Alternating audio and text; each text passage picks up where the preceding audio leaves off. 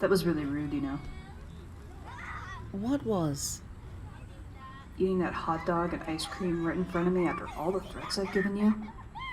I didn't know you could be so heartless. Look, you may be a supernatural entity that doesn't have to worry about nutrition and substance, but I do. Just because I'm helping you out doesn't mean I need to fast to make you comfortable. All I'm saying is it looked delicious. Yeesh, you're a little moodier than usual. Are you nervous? You're nervous! Of course you are. Look, we don't even know if she's in the same spot where those pictures were taken, so there's no point in getting herself worked up until we know she's here. She's been there. That's all I need to know. This, right here, is the closest I've been to her in 2 years. If I had a working stomach, I'd probably be churning. Yes, well, if you had a working heart, you could feel it racing.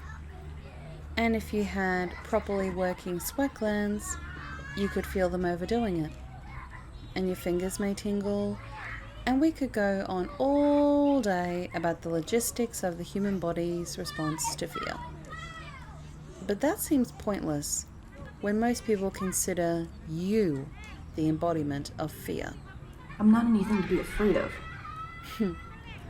I recall you trying to tell me that a few nights ago. I'm not. I'm not on the lookout to harm people. Hey, it's okay. I'm only teasing.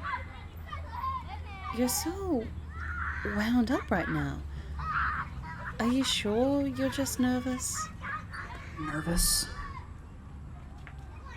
Anxious. Scared. Reluctant.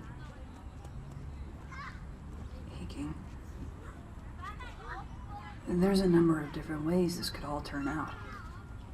I know I should be focusing on the positive, but it's hard not to think about... She doesn't believe in ghosts. Or spirits. Neither of us did. There is an entirely strong possibility we could find her and tell her what's up, and she could say, "That's sick. Do you think you're being funny? Do you take pleasure in people's grief?" And then she could shut you out, and of course I'd respect her wishes. But then what? Then I'm here. And there's nothing. I'm stuck in that apartment, waiting for things to happen with no guarantee I can go anywhere or do anything. You can't assume the bad things are going to happen.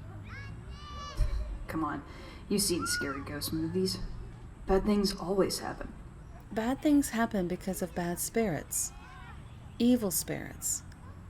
If you don't want anything bad to happen, then maybe you should focus more on the good that can come out of this.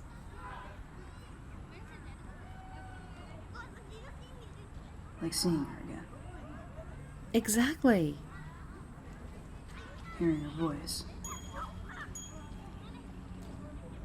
She sings like an angel. Does she? Yeah. When I'd have really tough nights, she'd let me cuddle up to her and rest my head on her chest, just so I could hear the vibrations and beating of her heart while she hummed. She played with my hair, gently scratched my back. She sounds like a compassionate soul. She was. She is.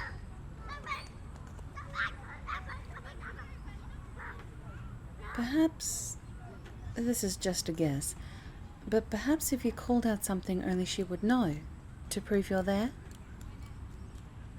I've thought about that.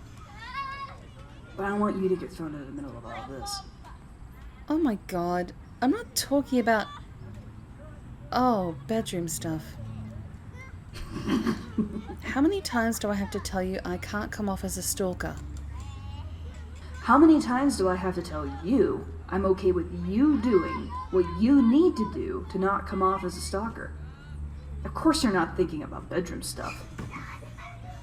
So, there was this time when we took a road trip to another town and stayed in a hotel with really thin walls. Please don't. That's a funny story. The couple in the room next to us were being really loud, so we thought, oh man, we can top that and go longer. So we start going at it, and we're not even into the good stuff before we hear clapping on the other side of the wall. Let me guess. They were taunting you with, "Come on, is that all you've got?" They pay for breakfast as their sign of defeat. Excuse me for not thinking that's hilarious. You're just like this because you can't see me. You are aware you've been saying all this out loud, right? There's a playground nearby. How scandalous.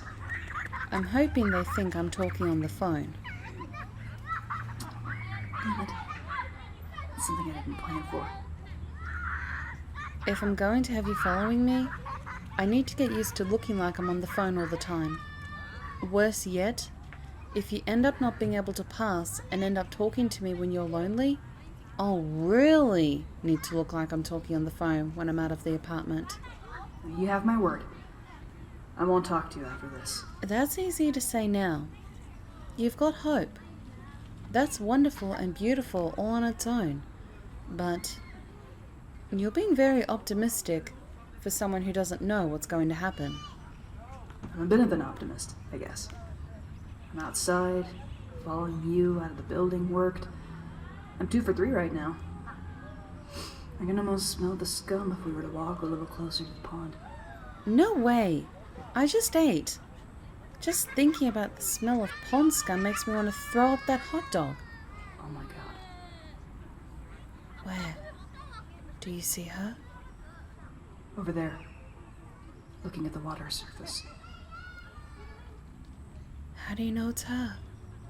Because I was with her when she bought that coat. Okay. Are you ready? No. You can't back out now. Look. Just stand and face to your right. Why? Please, just do this. It's the best way you can... It's the best way you can without actually being able to see me. Face your right, look straight ahead. Look up a little bit higher. A little more. You're looking me in the eye right now. Humor me. Tell me I can do this, and that I'm not crazy for wanting to see her again. Oh, you're not crazy. What you're doing is normal. I'd want to see someone important to me too, were I in your shoes.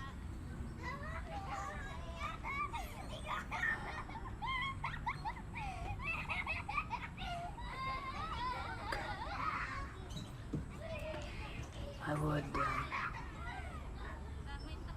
I'd say go up to her and at least start with the basics. Alright, here we go. Excuse me, miss?